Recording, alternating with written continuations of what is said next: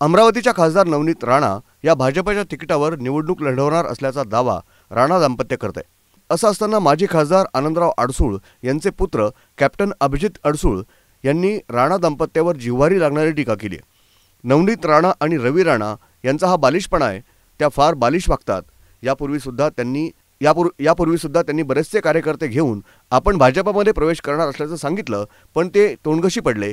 अमरावतीमध्ये शिवसेनेचाच उमेदवार उभा राहणार, नवनीत राणा यांना तिकीट त्या ठिकाणी मिळणार नाही, त्या फार खोटं बोलतात, जनतेची दिशाभूल करतात, असा हल्लाबोलही अभिजित अडसूळ यांनी राणांवर केलाय।